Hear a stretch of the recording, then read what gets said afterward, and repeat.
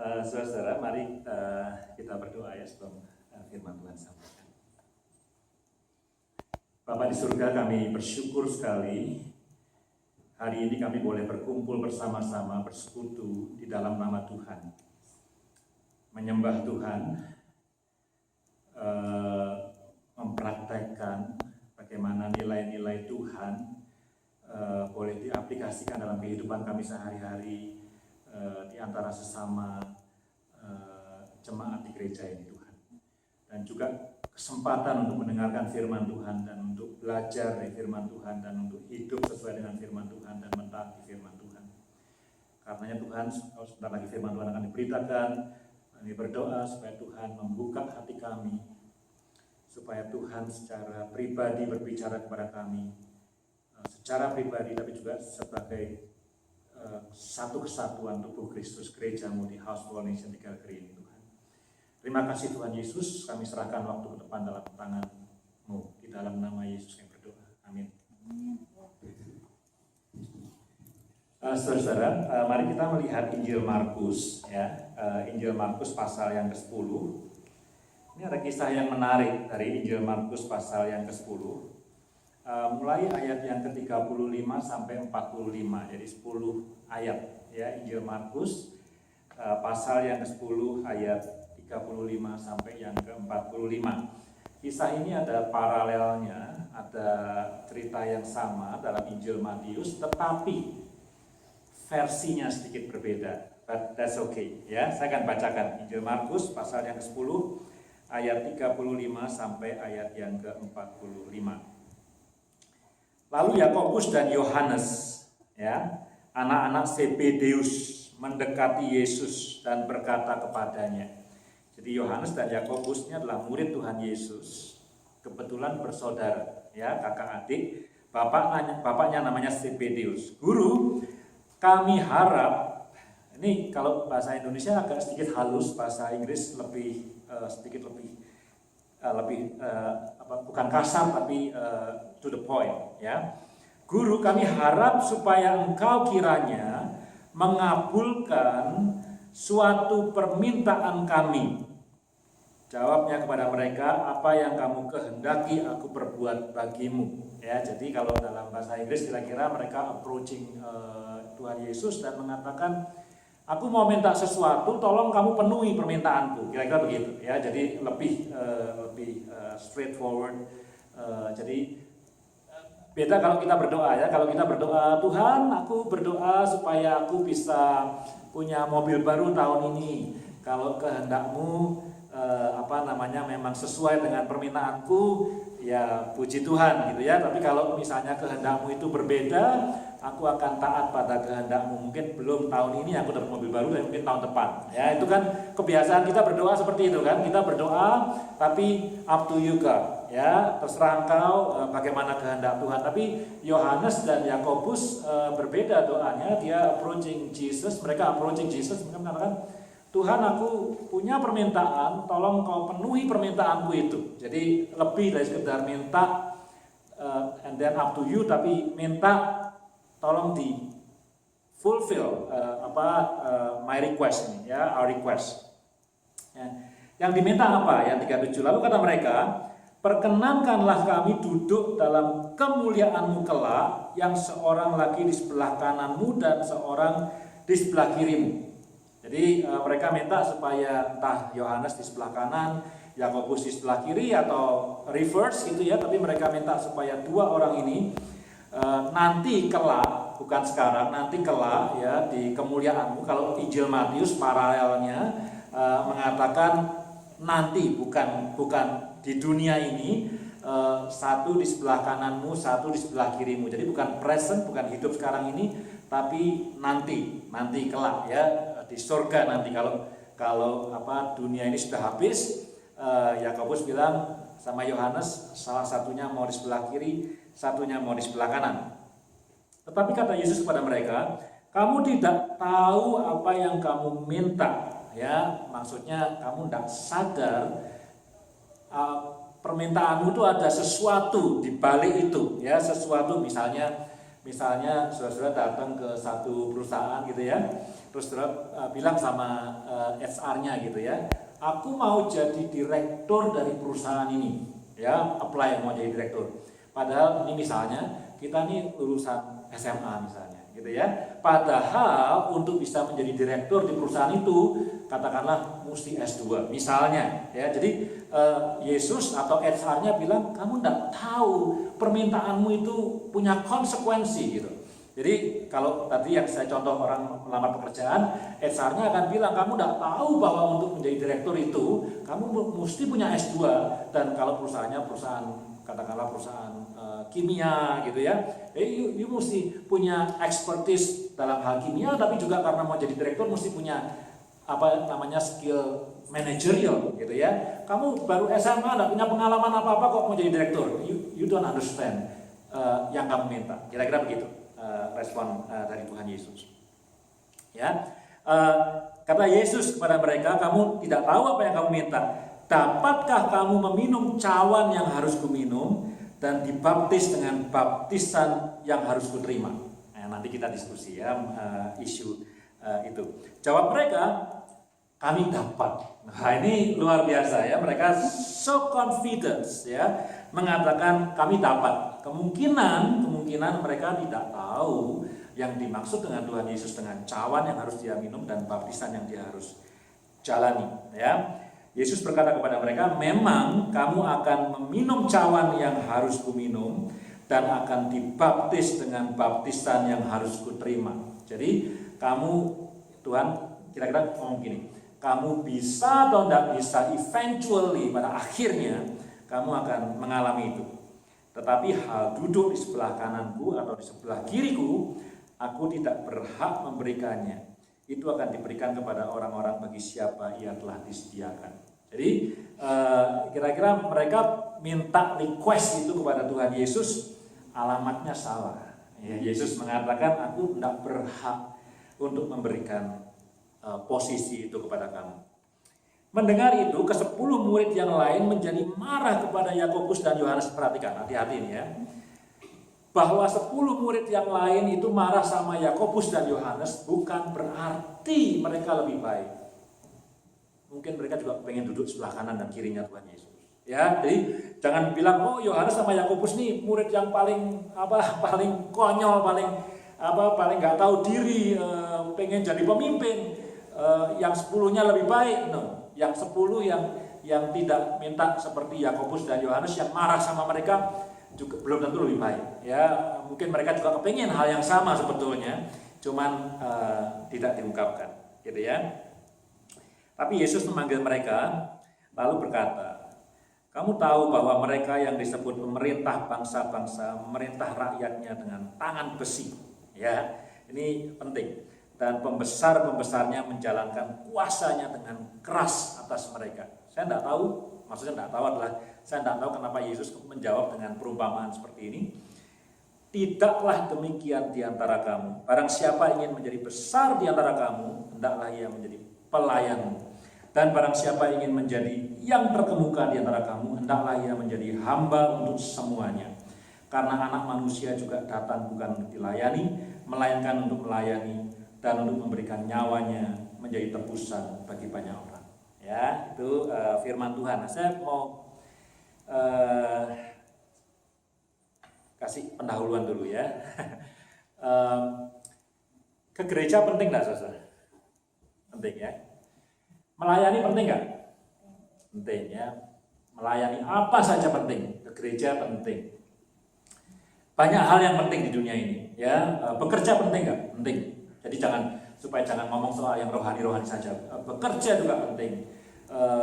Apalagi mendidik anak penting nggak? Penting. Cuci mobil penting nggak? Ya penting juga cuci mobil ya. Kalau nggak nanti karatan ya. Banyak hal yang penting dalam dunia ini yang kita harus lakukan. Nah, seringkali di jemaat ini, sambil contoh ya, di jemaat ini misalnya kalau ada satu jemaat yang lama tidak kelihatan di gereja, tentu saya, Ali dan Vero akan ngomong, kenapa ya si ini kok lama nggak ke gereja gitu ya. Ada schedule baru dalam pekerjaannya, harus kerja hari Minggu. Oke. understood ya, pekerjaannya harus hari Minggu sehingga enggak normal gereja gitu ya. Apalagi hari Minggu ada kegiatan, anaknya harus diantar satu kegiatan gitu ya, sehingga dan itu tabrakan dengan jam gereja dan orang tuanya memilih untuk kegiatan anaknya. It's okay, kita understood, alasannya itu. Atau nggak tahu ya, banyak alasan ya. Kalau orang yang biasa ke gereja tidak muncul di gereja, kita discuss. Ada apa nih ya? Penting buat kita untuk discuss. Tapi saudara, yang lebih penting adalah ya, ada hal yang lebih penting daripada orang itu hadir di gereja. Ya, Bapak Ibu sekarang ada di sini, saya bisa lihat wajahnya meskipun hanya setengah, hanya masker gitu ya. Ya, adalah penting Bapak Ibu bisa ada di gereja, tapi ada sesuatu yang lebih penting, yaitu alasan mengapa Bapak Ibu hari ini, jam ini dan detik ini duduk di depan saya. Itu yang lebih penting. Semua ada di gereja yang sama, ada di sanctuary yang sama, ada di alamat yang sama, yang khotbah juga sama, gitu ya. Cuma saya semua mendengarkan khotbah saya, tidak ada yang mendengarkan khotbahnya orang lain hari ini. Tetapi motivasi Bapak dan Ibu datang ke tempat ini hari ini dan duduk di depan saya itu bermacam-macam. Dan motivasi itu tapi exactly more important daripada kehadiran fisik Bapak Ibu di depan saya hari ini. Ya. Jadi saya mau memberitahu bahwa your motif itu sangat penting. Nah, saudara, saya mau ngomong apa nih? Ada 12 murid Tuhan Yesus. Ya, ada 12 disciples. Kita nggak usah ngomong bahwa Yudas itu murid yang jahat. Sekarang belum ada cerita mengenai Yudas mau mengkhianati Yesus ya. Kita bilang bahwa 12 murid Tuhan Yesus ini murid yang baik, semua ikut Tuhan Yesus. Tetapi perikop yang kita baca tadi itu mengagetkan kita ya, ada sesuatu yang membuat kita bangun karena ternyata ada motif yang dinyatakan oleh Yohanes dan Yakobus kenapa mereka mengikut Tuhan Yesus. Ada motif yang selama ini kita tidak tahu. Selama ini kita cuma lihat, Yesus kemana, naik perahu, mereka ikut naik perahu. Yesus menyembuhkan orang sakit, mereka ada di sekitarnya. Yesus mengajar, mereka ada di situ. Yesus menceritakan mengenai perumpamaan, mereka ada di situ. Yesus bikin mujizat, mereka ada di situ. Jarang-jarang mereka mengungkapkan kegalauan atau pikiran dalam isi hati mereka. Nah, dalam perikop yang kita baca tadi, kita baru lihat, ternyata ada sesuatu yang mereka harapkan, yang diharapkan oleh Yohanes dan Yakobus gitu ya. Dan yang saya bilang, mesti hati-hati bacanya, bukan berarti ini hanya harapannya Yohanes dan Yakobus, mungkin yang lain-lain juga berharap. Nah, tapi saudara, cerita ini bukan cerita yang mendadak ya. Dan saya suka karena sekuensnya, urutan-urutan ceritanya itu antara Injil Markus dan Matius itu mirip. Jadi kita dapat approval ya. Kalau saya mau trace back, mau lihat ke belakang gitu ya, dari Markus pasal 8 misalnya. Markus pasal 8 itu ada kisah-kisah yang mulai sparkling gitu ya, mulai menggelitik. Jadi Yakobus dan Yohanes itu tidak immediately tiba-tiba minta duduk di sebelah kanan dan kirinya Tuhan Yesus gitu ya. Tapi di Markus 8 itu Petrus ya itu mulai menonjol karena apa? Ayat 27, kemudian Yesus beserta murid-muridnya berangkat ke kampung-kampung di sekitar Kaisarea Filipi. Di tengah jalan ia bertanya kepada murid-muridnya, kata orang, siapakah aku ini? Ya, Yesus nanya sama muridnya, siapakah dia? Jawab mereka, ada yang mengatakan Yohanes Pembaptis, ada yang mengatakan Elia, ada pula yang mengatakan seorang daripada nabi. Ia bertanya kepada mereka, tetapi apa katamu, siapakah aku ini? Jawab Petrus, engkau adalah Mesias. Petrus ini mulai pasal ke-8, kayaknya orang ini lebih jenius nih, gitu ya. Yang lain salah kan? Elia, Yohanes Pembaptis, nabi. Ini sedikit lebih jenius ini Petrus ya. Jadi itu sudah sparkling ya. Kalau misalnya satu kelas ya, satu kelas misalnya dulu SMA, satu orang mulai nonjol nih. Setiap pertanyaan gurunya dia jawab selalu tepat terus ya. Ini yang lain kalau kita misalnya bukan orang Kristen gitu ya, orang biasa gitu, kita mulai ada rasa cemas gitu ya. Wah, dia bakal juara kelas nih. Aku kayaknya nggak mungkin jadi juara kelas lagi nih aku ya, karena setiap kali aku jawab pertanyaan salah mulu gitu ya, atau kadang salah kadang benar, tapi dia kok jenius ya. Jadi orang sudah lihat nih ada Petrus yang seperti itu. Kemudian pasal 9, tidak jauh setelah kisah itu, Yesus dimuliakan di atas gunung, dan di atas gunung itu transfigurasi, namanya transfiguration cerita itu ya. Kemudian yang diajak itu adalah Petrus, Yakobus dan Yohanes. Jadi 9 murid yang lainnya tadinya lihat, oh Petrus is a bit more genius than us.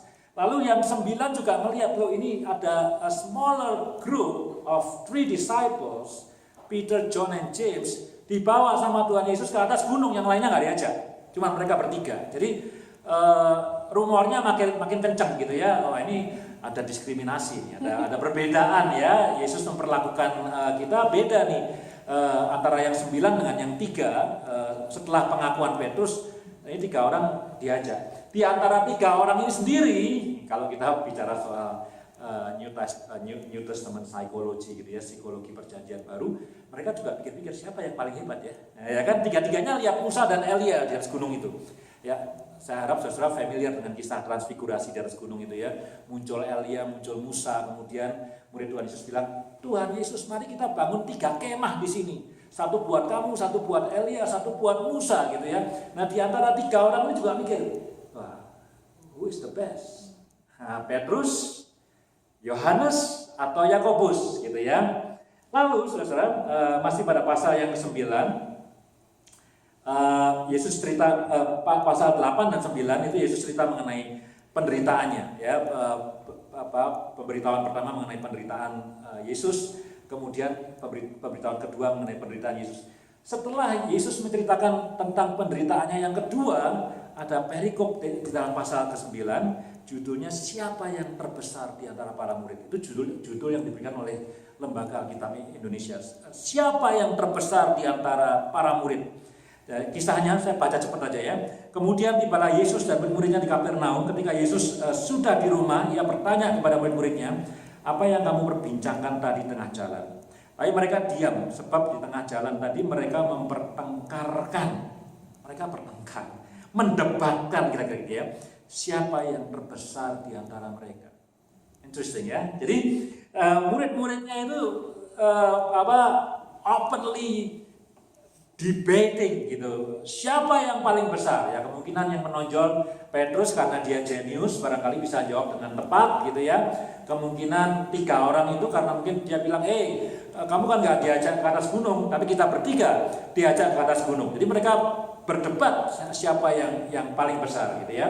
Nah lalu yang menarik adalah di pasal ke-10 sebelum kita sampai di ayat yang kita baca tadi, ayat yang ke-28, Petrus nih. Berkatalah Petrus kepada Yesus ya. Judul perikopnya upah mengikut Yesus. Petrus bilang begini, kami ini telah meninggalkan segala sesuatu dan mengikut engkau.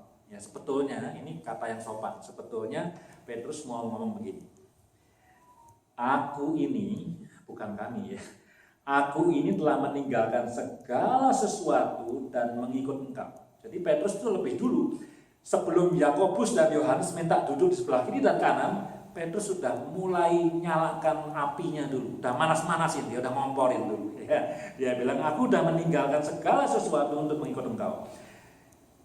Jawab Yesus. Ya, Petrus belum minta apa-apa. Jawab Yesus, aku berkata kepadamu, sesungguhnya setiap orang yang karena aku dan karena Injil meninggalkan rumahnya, saudaranya laki-laki atau saudaranya perempuan, ibunya atau bapaknya, anak-anaknya atau ladangnya, ya, orang itu sekarang pada masa ini juga akan menerima kembali 100 kali lipat rumah, saudara laki-laki, saudara perempuan, anak, ladang, sekalipun disertai berbagai penganiayaan. Dan pada zaman yang akan datang, zaman yang kelak, ia akan menerima hidup yang kekal.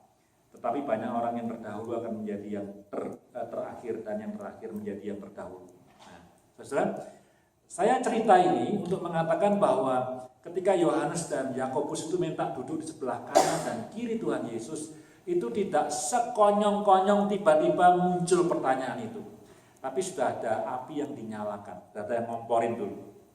Ya, dari mana? Dari Petrus kelihatan jenius, dari 3 murid diajak ke atas gunung, ya. Kemudian dari murid-murid jalan memperdebatkan siapa yang paling besar di antara 12 orang ini, siapa orang yang paling penting gitu ya. Itu bagi murid-muridnya penting itu, siapa yang paling penting, who is the leader among us gitu ya. Kemudian terakhir Petrus bilang sama Yesus, aku udah ninggalkan segala sesuatu loh, ya untuk ikut kamu. Jadi sebenarnya Petrus mau ngomong, jadi upahku ini apa gitu kan. Tapi sebelum dia sempat ngomong gitu, Yesus sudah ngomong, setiap orang yang meninggalkan ayahnya, ibunya, ladangnya, anaknya, keponakannya dan segala sesuatu bakal dibayar kembali gitu ya, 100 kali lipat bahkan ya. Realitanya bagaimana kita nggak tahu, tapi itu jawaban Tuhan Yesus. Dan kemudian setelah itu Yesus ngomong soal penderitaannya yang ketiga kali, dan insiden Yakobus dan Yohanes ini terjadi. Nah, saudara, saya ingin menceritakan mengenai motif dari mengikut Tuhan Yesus. Ya kan? Ini kan murid-muridnya adalah pengikut Tuhan Yesus kan? Kita semua yang ada di ruangan ini, saya juga berharap kita adalah para pengikut Tuhan Yesus. Ya Pak ya? Ya kan? Ya, kita pengikut Tuhan Yesus Kristus, makanya kita disebut orang Kristen. Kristen kan dari kata Kristus ya. Kenapa Kristen itu pertama kali disebut di kota namanya Antioquia? Karena kita adalah pengikut Kristus. Hanya pertanyaannya yang lebih penting adalah bukan apa agama kita, tapi apa motivasi kita kok mau ikut Kristus. Itu jauh lebih penting. Maka itu kita sering mengatakan ada yang namanya Kristen KTP. Ya, meskipun itu mungkin ngomong soal hal yang lain ya. KTP-nya apa? Kristen. Religionnya apa? Kristen. Ini pertanyaan yang lebih penting adalah apa motivasi kita dalam mengikut Tuhan Yesus. Nah ini khotbahnya udah nggak enak nih ya, tapi nggak apa-apa, kita perlu belajar karena tidak semua kebenaran itu enak, gitu ya. Nah saudara, ada 2 hal yang salah yang disampaikan dalam kisah ini, dan tentu ada 2 hal yang benar yang disampaikan dalam kisah ini. Ya, motivasi yang salah dalam mengikut Tuhan Yesus adalah kalau kita memperalat ya. Nanti saya akan cerita nih ya pelan-pelan supaya saudara tidak salah mengerti. Kalau kita memperalat Tuhan Yesus untuk memenuhi kebutuhan kita, atau kalau saya ngomong lebih wajar, memenuhi keinginan kita.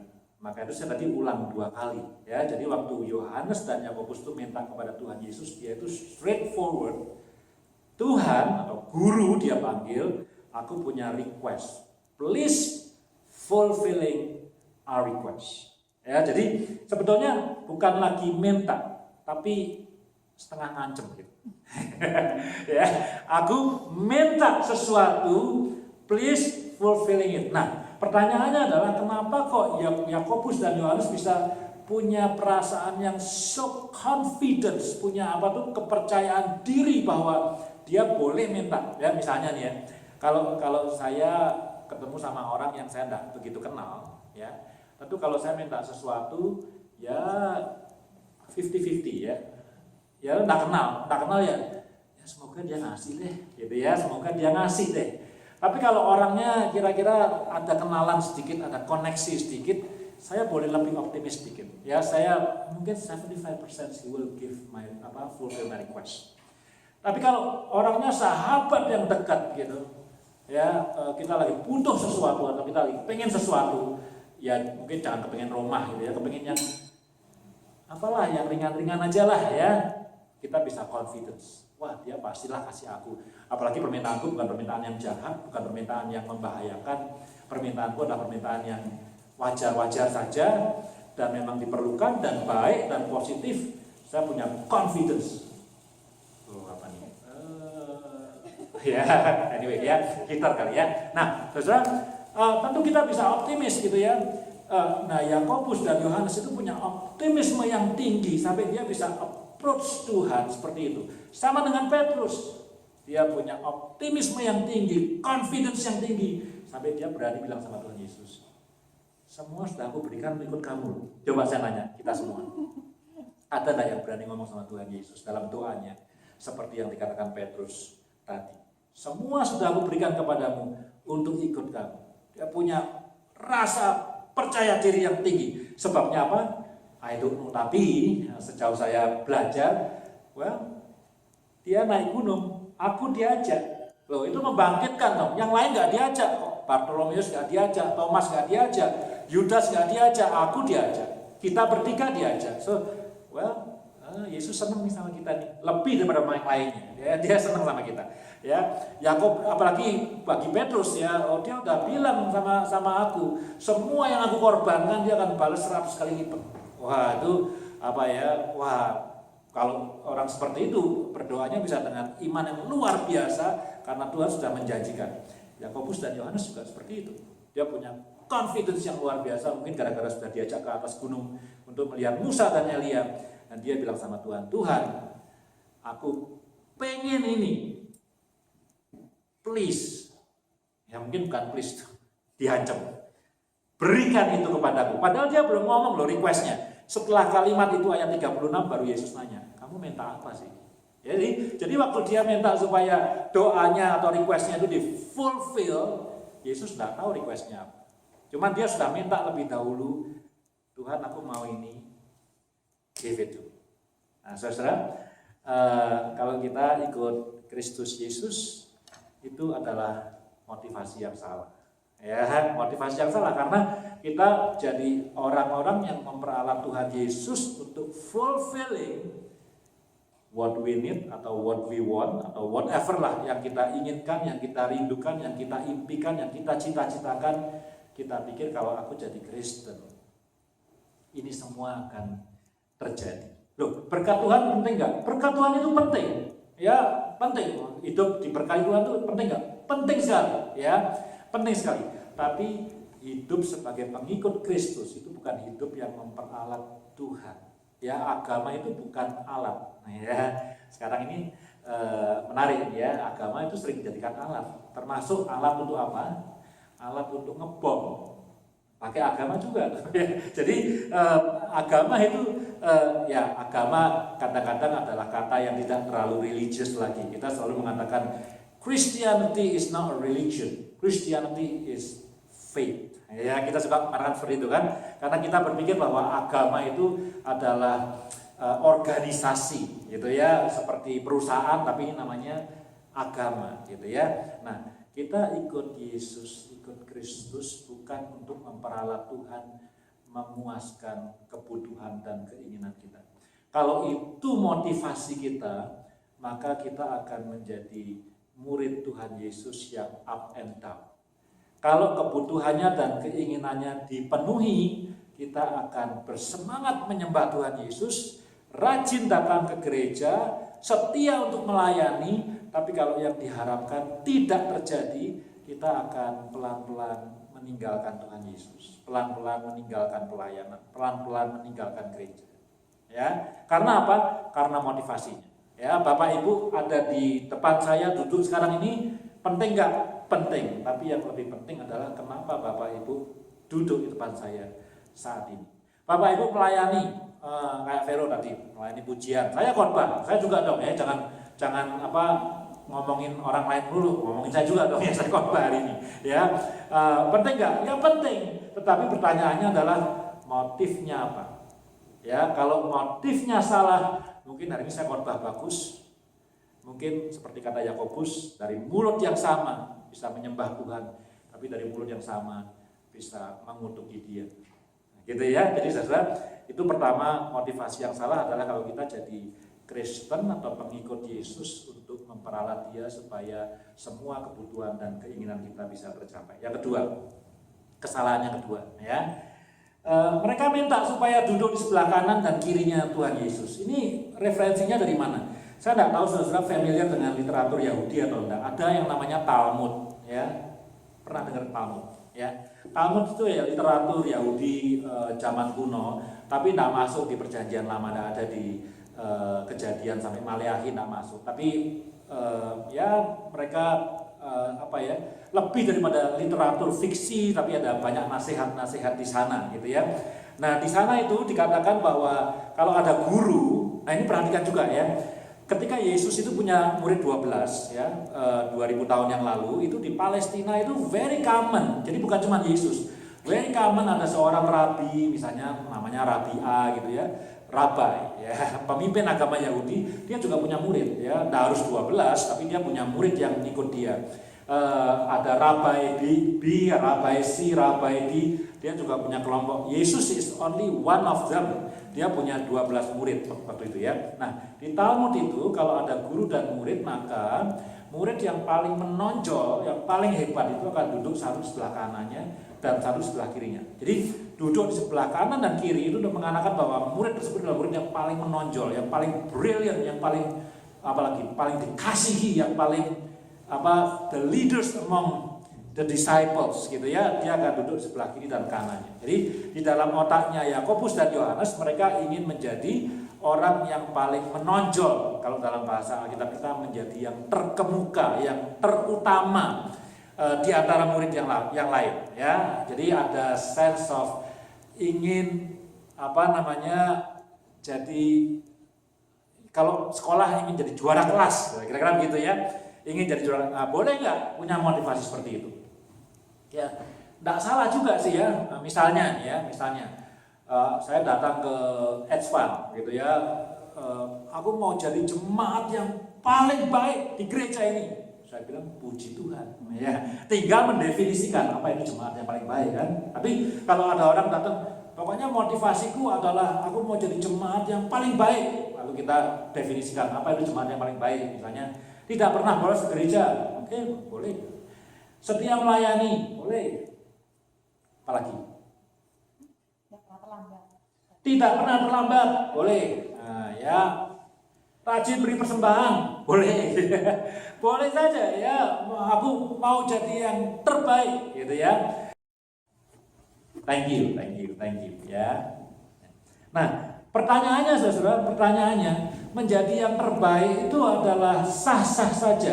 Tetapi yang diminta oleh Yakobus dan Yohanes itu bukan menjadi yang terbaik sekedar karena rajin ke gereja, rajin melayani, rajin memberi persembahan, bukan itu. Yang mereka inginkan adalah bukan mengerjakan apa kewajibannya, tapi dipandang oleh orang lain sebagai yang terbaik. Dari mana saya tahu? Karena yang mereka inginkan adalah duduk di sebelah kanannya Tuhan Yesus dan di sebelah kirinya Tuhan Yesus. Maka itu Tuhan memakai kata dalam bahasa Indonesia menjadi terkemuka. Ya. Jadi kalau cuma mau jadi jemaat yang paling baik di House Coalition Calgary, saya bilang puji Tuhan kalau ada orang seperti itu. Mungkin saya akan undang mereka untuk bersaksi gitu ya di depan ini ya. Kenapa mereka saya punya keinginan dan kerinduan seperti itu. Tapi kalau keinginannya, ini berbeda. Keinginannya supaya boleh bersaksi di depan sini, that's a different story. Ya, jadi kalau saudara berbuat luar biasa setianya, luar biasa baiknya di gereja ini, sampai kemudian katakanlah, saya bukan yang punya gereja ini ya, tapi katakanlah saya, Vero dan Ali kemudian terkagum-kagum, ini orang ini kok luar biasa hebatnya ya, kita mesti kasih dia kesempatan untuk bersaksi ini. Kenapa dia sampai begitu setia kepada gereja ini? Oh, that's good, that's luar biasa. Tapi kalau saudara kesini karena supaya aku diberi kesempatan untuk bersaksi di depan, that's a different story. Ya, dan kemudian saudara melakukan segala sesuatu supaya dikasih kesempatan ngomong ke depan, that's a different story. Itu yang diinginkan oleh Yakobus dan Yohanes. Dia ingin duduk di sebelah kanannya Yesus. Dia ingin di-recognize as the best disciples of Jesus. Ya, tapi saya beritahu ya, jangan kemudian mengatakan, oh Yakobus dan Yohanes ini murid yang jelek dan segala macam. Saya sudah beritahu bahwa sebelumnya ada Petrus yang sudah manas-manasi, yang sudah ngomporin. Sebelumnya ke-12 muridnya sudah berdebat siapa yang paling besar di antara kita sebetulnya. Jadi it's just motivasi yang keluar, gitu ya. Nah, saudara, itu motivasi yang salah ya. Jadi yang pertama ingin memperalat agama, ingin memperalat gereja, ingin memperalat Tuhan untuk memenuhi segala keinginan dan kebutuhan kita. Dan kemudian yang kedua, karena ingin menjadi terkemuka, ya, ingin menjadi terkenal, gitu ya, ingin menjadi yang paling penting, yang paling utama. Nah, sekarang apa yang betul kalau itu yang salah? Nah, Yesus bilang sama Yakobus sama Yohanes, kamu tuh tidak tahu tentang your request, kamu tidak tahu permintaanmu, gitu ya. Karena apa? Kamu tidak bisa minum cawan yang harus aku minum, dan kamu tidak bisa melalui baptisan yang aku harus alami. Cawan itu cerita mengenai penderitaan Tuhan Yesus, ya. Waktu Yesus di Taman Getsemani kan dia tidak bilang begini, ya, Tuhan kiranya aku dibebaskan dari salib, kan enggak. Dia pakai bahasa kiasan, Tuhan kiranya aku dilalukan dari cawan ini. Masih ingat ya? Tapi loh ya, tapi kalau itu adalah kehendakmu, ya sudah, aku mau taat.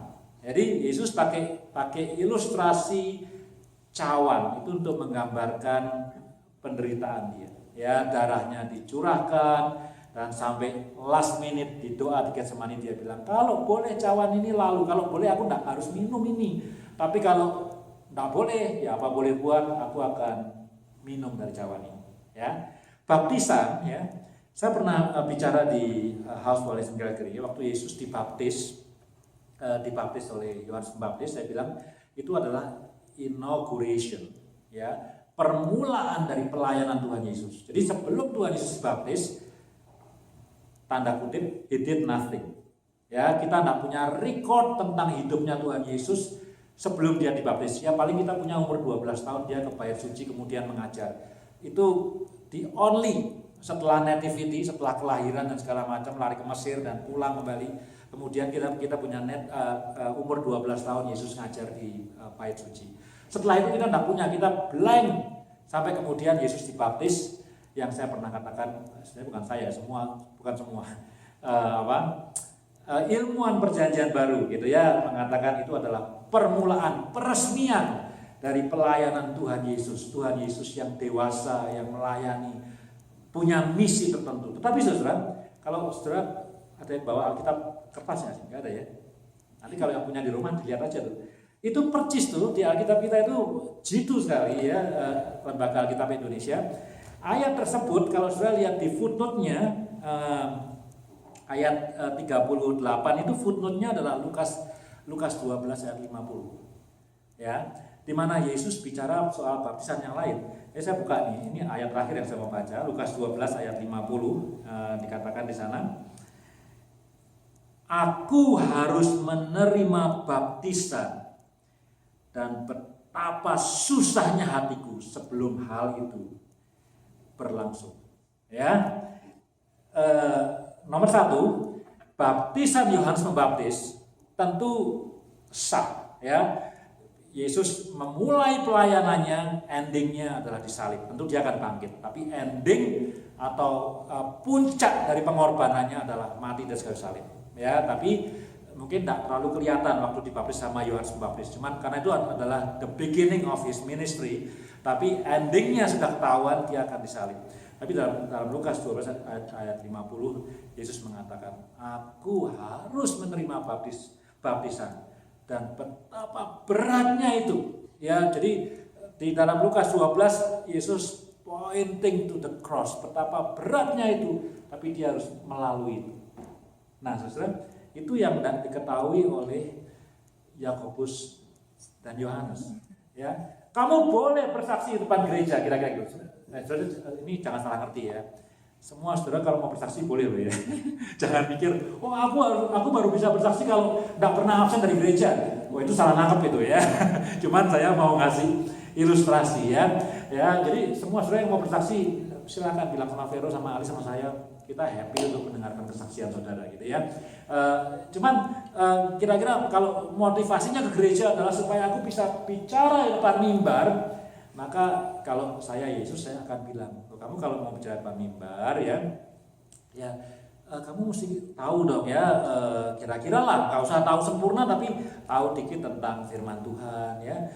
Hidupmu jadi kesaksian yang baik nggak buat orang lain. Kalau hidupmu jadi kesaksian yang baik buat orang lain, kamu boleh lah ya, nggak usah khotbah, bimbing pujian juga kita bilang, kalau kamu jangan sampai kita melayani Tuhan tapi kita jadi batu sandungan, right? Kita nggak mau seperti itu kan. Jadi kalau kamu rajin ke gereja, kamu rajin melayani, dan kemudian kamu bersaksi di depan gereja, semua orang bukan hanya akan bertepuk tangan dan memuji Tuhan karena kesaksianmu, tapi juga karena melihat hidupmu, orang akan memuliakan nama Tuhan.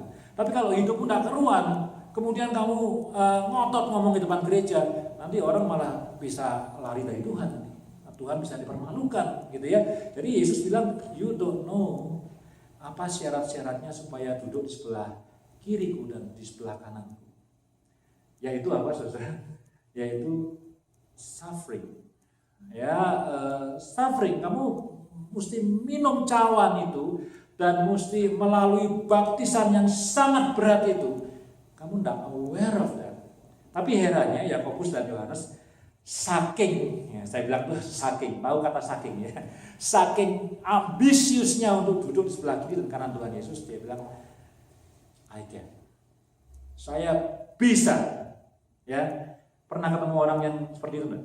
Ya, jadi karena kepengennya sesuatu sudah luar biasa hebatnya, sudah kayak mau meletus itu gunungnya, jadi meskipun dia tidak bisa, dia bilang, aku bisa.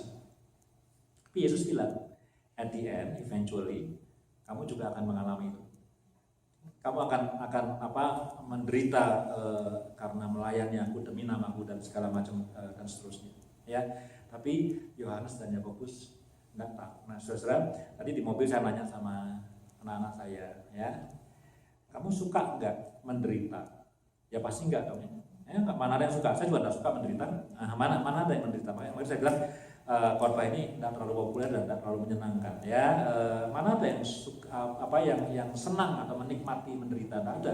Hidup ini sudah cukup sulit, ngapain kita cari-cari penderitaan, betul tidak? Ya. Tetapi saudara, bagaimana mungkin kita mengikut Yesus? Ini saya bilang kepada Keiko dan adiknya dua itu, saya bilang, bagaimana mungkin kita mengatakan bahwa kita mengikut Yesus, tapi kita, Yesus hidupnya ada 10 item, gitu ya, kira-kira gitu ya. Tapi kemudian saya pilih, saya mau ikut yang 7 aja, yang 3 saya tidak mau ikut. Apakah kita bisa sebut sebagai pengikut Kristus? Ya, saya tidak mau menderita. Ya, yang lainnya mujizat saya mau. Ya, saya mau mujizat. Naik perahu, badainya besar, kemudian badainya bisa tenang, saya mau tuh. Saya mau yang seperti itu. Buta bisa melihat, saya mau. Tuli bisa mendengar, saya mau. Tapi menderita saya tidak mau. Saya pikir itu bukan mengikut Tuhan Yesus.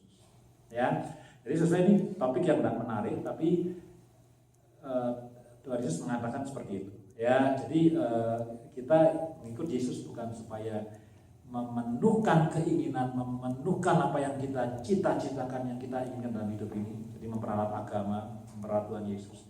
Kita juga bukan ingin mencari posisi yang ternama dan terkemuka, duduk sebelah kiri dan kanan Tuhan Yesus, tapi mengikut Tuhan Yesus itu menderita. Lalu saya tanya sama saya, Pak Eri, tadi kan katanya kalau Yesus 10, kita mesti ikut 10-10-nya, gitu kan? Tapi kan Pak Eri cuma ngomong soal menderita doang, enggak ngomong yang lain-lainnya kan? Saya bilang, kalau sampai kita sudah mau menderita, gitu ya, ini bukan menderita yang enggak benar nih ya, menderita karena Tuhan Yesus tadi, karena namaku, gitu ya, itu berarti sudah mengikuti yang lain-lainnya, karena ini sudah yang paling berat, yang paling tidak enak.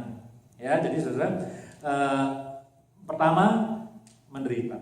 Jadi tadi saya bilang kan khotbahnya kan ada 2 yang salah. Saya sudah sebut, saya tidak usah ulangi lagi. Ada 2 yang benar. Yang pertama adalah hidup menderita karena nama Tuhan Yesus. Sekali lagi, jangan salah mengerti, jangan cari-cari penderitaan. Jangan cari-cari penderitaan. Tapi mengikut Yesus itu memang, ya, demi nama Tuhan Yesus itu ada penderitaan, ada harga yang harus dibayar. Khotbah ini tak populer, tapi mungkin at least once in a year kita perlu dengar khotbah seperti ini, penderitaan. Tadi pagi saya baru dengar khotbah seorang pendeta di China, pendeta Indonesia di China gitu ya. Dan kemarin 2 hari yang lalu saya chatting sama satu misionaris di Indonesia, yang pendeta di China ngomong seperti ini. Ya, saudara boleh bilang ini salah, boleh bilang ini benar, ya. Tapi ini adalah satu karakter gitu ya. Dia bilang bahwa you know what, semakin kamu menderita karena Kristus, semakin hidupmu diberkati dan meaningful.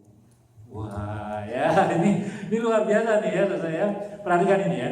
Semakin kamu menderita karena Kristus, semakin hidupmu diberkati dan semakin hidupmu itu berarti. Ini teologi yang menarik ya. Semakin menderita, semakin hidup kita berarti menderita karena Kristus. Well, ada betulnya sih, Ya, ada betulnya. Nah, itu satu dulu. Yang kedua, saya chatting dengan misionaris dari Indonesia sampai 1 jam lewat Zoom, bukan chatting, lewat Zoom 2 malam yang lalu. Kemudian sharing, ini misionari memimpin lembaga misi nginjil ke desa-desa gitu.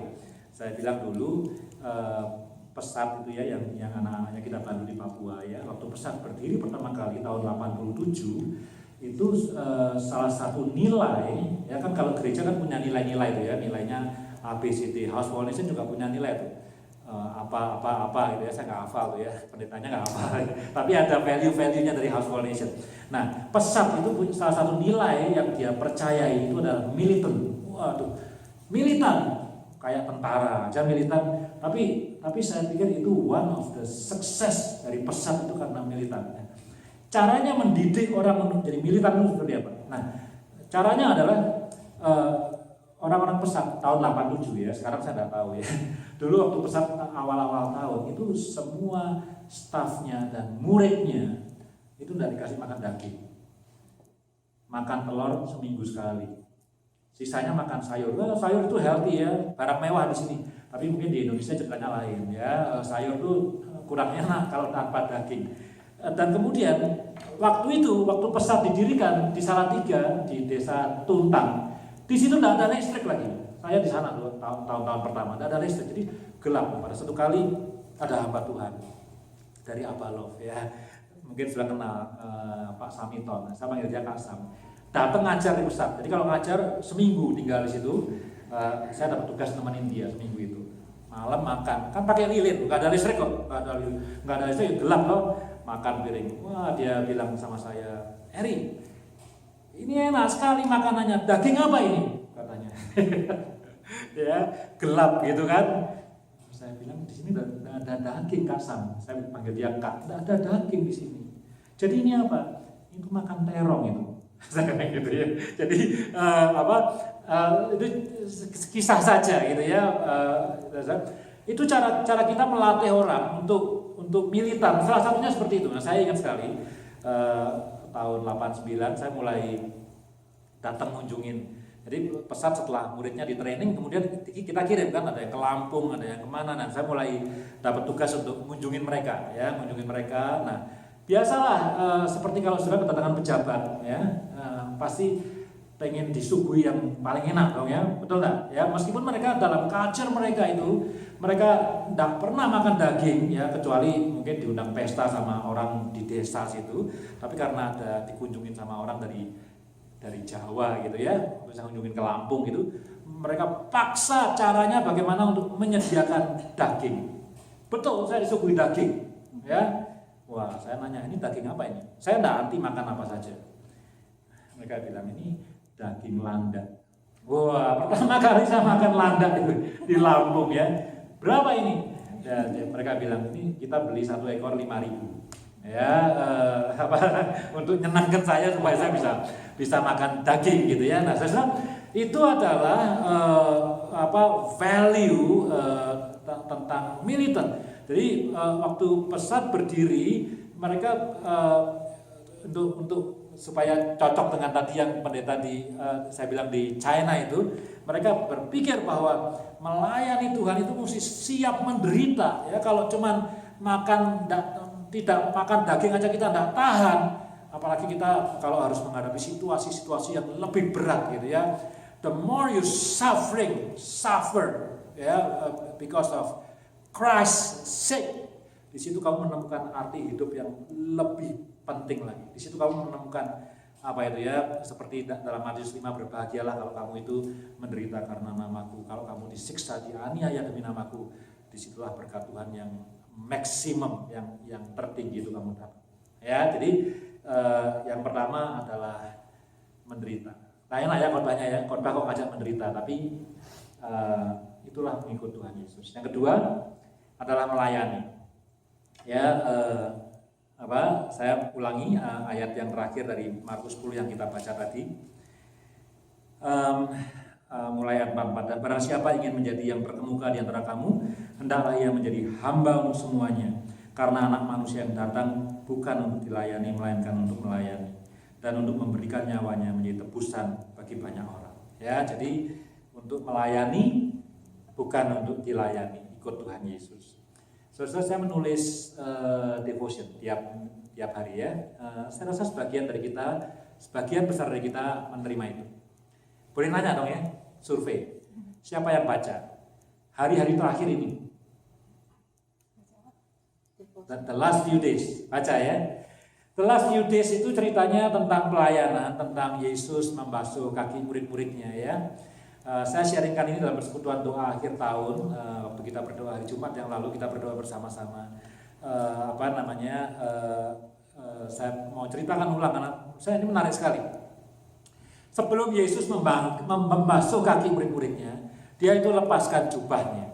Ya, dan saya bilang waktu itu, jubah itu bagi orang Israel itu melambangkan status sosialnya. Kalau saudara masih ingat Lukas 16, kisah dari seorang yang kaya dengan Lazarus yang miskin pengemis, masih ingat itu kisahnya ya.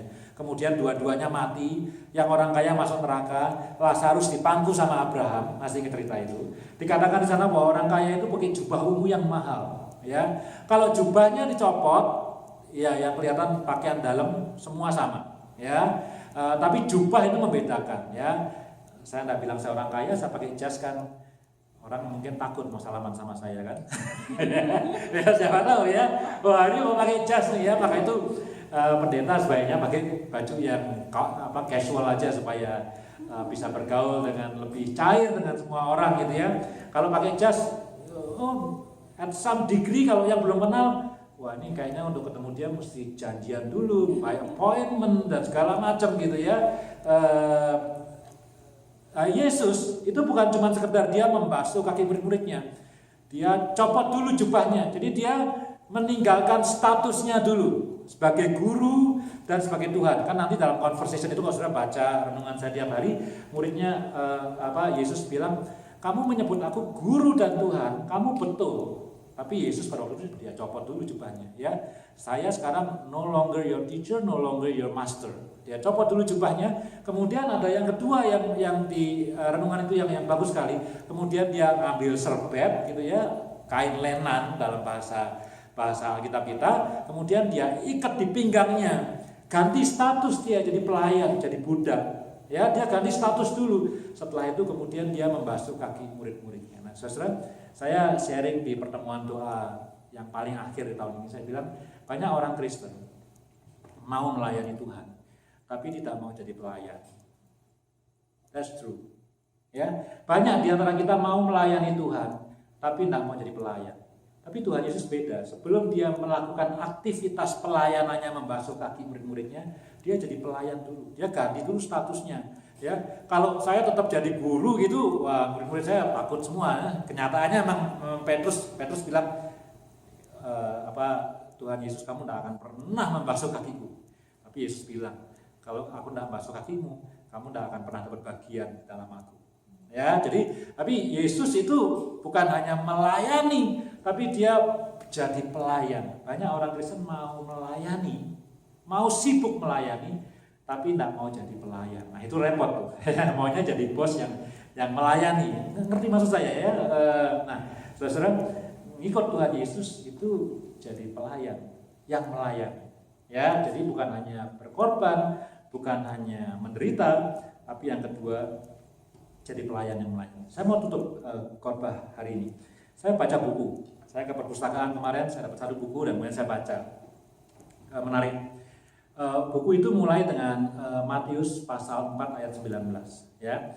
Matius 4 ayat 19 itu cerita ketika Tuhan Yesus ketemu dengan awal murid-muridnya dan dia bilang, sekarang aku akan menjadikan engkau, ini 4:19, penjala manusia. Masih ingat itu ya? Ya, mereka penjala ikan. Sekarang aku mau menjadikan engkau sebagai penjala manusia.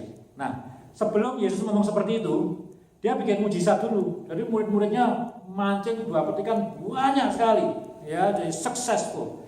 Tapi kemudian dia bilang, aku akan menjadikan engkau penjala manusia. Nah, buku ini tentang pemuritan, ya. Lalu dia mengatakan, ini buku ini loh ya. Saya tidak bilang firman Tuhan, ini buku ini. Tapi saya bilang ini wisdom. Ya. Dia bilang apa itu menjadi murid Yesus, ya, atau apa itu menjadi pengikut Yesus. Itu ada 3. Yang nomor 1 menurut dia, yang nomor 1 ada perubahan Perubahan itu bahasa kerennya pertobatan. Pertobatan itu bahasa Yunaninya metanoia. Ada toko buku namanya Metanoia. Ada penerbit ya di Indonesia namanya Metanoia. Punyanya Abalov gitu ya. Itu artinya pertobatan. Berubah arah ya dari penjala ikan menjadi penjala manusia. Padahal lagi sukses-suksesnya. Meskipun suksesnya gara-gara mujizat Tuhan Yesus ya. Kalau lagi sukses-suksesnya dan banyak sekali ikan, tapi sekarang hidup berubah menjadi penjala manusia. Ada telepon tuh. Ya, jadi ada perubahan, ada pertobatan, ada metanoia. Jadi saudara, saya bilang di awal kan, saudara duduk di gereja ini penting, tapi ada yang lebih penting, apa motivasinya? Ya, nah, saya bilang, saya bukan nuduh, barangkali banyak orang Kristen yang memenuhi gedung gereja, tapi sebetulnya tidak mengalami metanoia, tidak mengalami perubahan apa-apa dalam hatinya, tetap di gereja rajin, tapi tadi yang saya bilang, maunya apa? Maunya the ambition, the dream is untuk tampil misalnya, ya, untuk aku tujuannya mau apa? Supaya aku bisa ngomong di depan mic ini, gitu ya, seperti bisa nyanyi seperti Vero, bisa ngomong seperti Pak Pendeta atau seperti pembicara itu, supaya aku bisa ngomong, ya.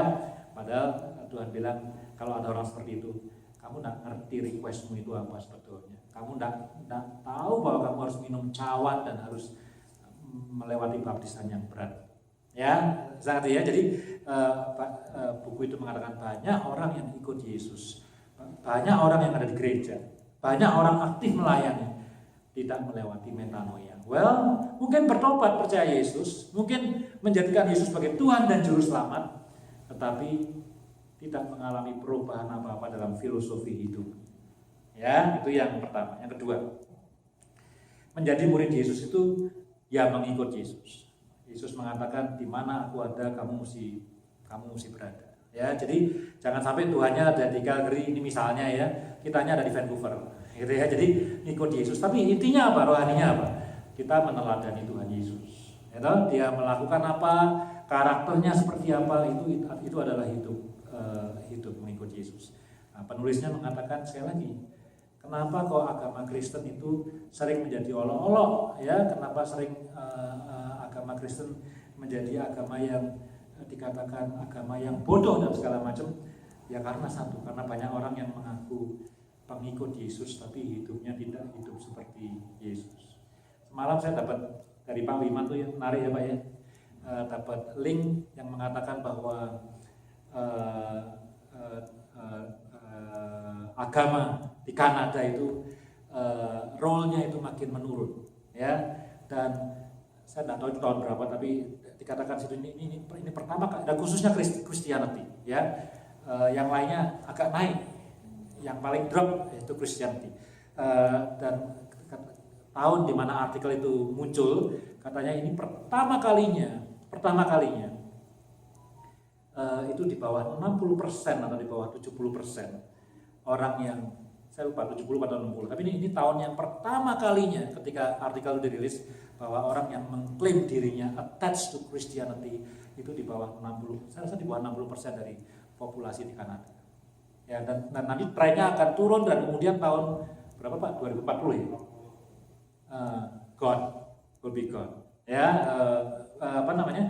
Saudara, kenapa bisa seperti ini ya? Kok ya tentu saya tidak akan berdebat terlalu panjang di sini soal sosial fenomena dan segala macam gitu ya, karena agama tidak bisa dilokit hanya sebagai isu agama, banyak isu-isu yang lain yang berkaitan dengan itu. Jadi barangkali salah satunya adalah karena banyak orang yang mengatakan bahwa aku adalah Kristen, tapi hidupnya hendak terlalu menarik gitu ya, orang lain tidak melihat ini batu sandungan sebetulnya gitu ya. Nah itu yang kedua, menjadi murid Kristus adalah hidup seperti Yesus. Dan yang terakhir, menjadi murid Kristus adalah mengerjakan misinya Tuhan Yesus. Nah ya, jadi cuma 3 itu aja ya. Yang terakhir saya tidak usah ngomong terlalu panjang. Nanti kita bicara, kalau kita bicara apa itu discipleship, apa itu evangelism dan segala macam. Tapi 2 yang pertama ini adalah penting, bahwa menjadi murid Kristus itu changing. ada metanoia. Tadinya adalah penjala ikan, sekarang menjadi penjala manusia. Langkah yang kedua, ya jadi penjala manusia, ikut aku. Ya, meneladani hidupku, hidup sesuai dengan apa yang aku ajarkan, hidup dalam ketaatan, dan last but not least, kalau jadi murid Yesus, itu mengerjakan apa yang menjadi misiku. Ya, at the end, sebelum Yesus naik ke surga, jadikanlah semua bangsa muridku. Misalnya seperti itu. Atau kasihlah Tuhan dengan segenap hatimu, dengan segenap jiwamu, dengan segenap akal budimu, dengan segenap kekuatanmu, dan kasihlah sesama manusia seperti engkau mengasihi dirimu sendiri. That's the mission of Jesus yang mestinya kita mesti kerjakan sebagai murid-murid Tuhan Yesus. Nah, saudara, kiranya firman Tuhan hari ini boleh menguatkan kita, boleh membangkitkan semangat kita, kayak memberikan beban kepada kita. Tapi seperti yang saya katakan, once in a year, once in a while, kita perlu tahu itu. Kita perlu tahu bahwa kita sudah dipanggil Tuhan untuk menderita demi namanya. Bukan menderita untuk hal yang tak perlu, tapi untuk menderita demi namanya. Bahwa kita dipanggil Tuhan bukan untuk dilayani, tapi untuk melayani, untuk menjadi pelayan Tuhan. Bukan hanya sibuk melayani, tapi untuk menjadi pelayan Tuhan, menjadi hamba. Gitu ya. Oke, kita berdoa ya, kita akhiri ibadah kita. Saya undang kita semua untuk bangkit berdiri.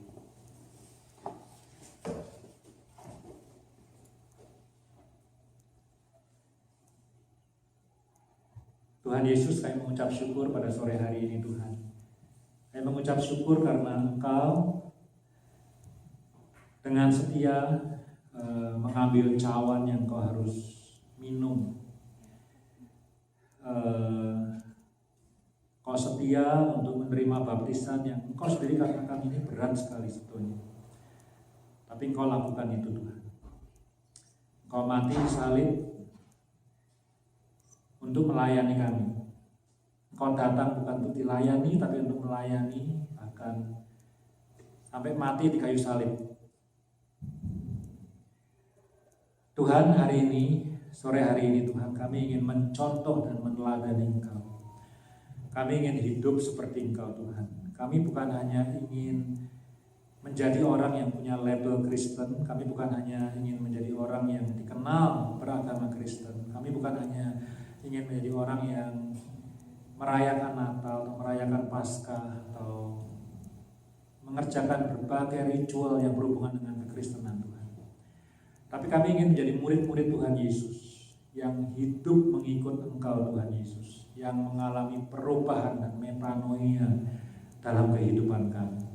Kami bukan hanya ingin sibuk melayani, kami ingin menjadi pelayan, menjadi hamba-Mu Tuhan, menjadi hamba yang ikut kehendak Tuhan, mengerjakan apa yang Tuhan kerjakan, dan menyelesaikan apa yang menjadi misi Tuhan bagi dunia ini.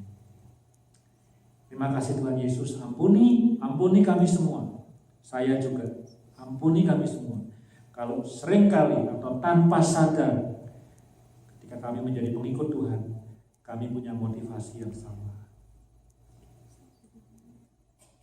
Tolong kami Tuhan, hari ini bukan hanya belajar apa itu motif yang benar, tapi juga melakukannya.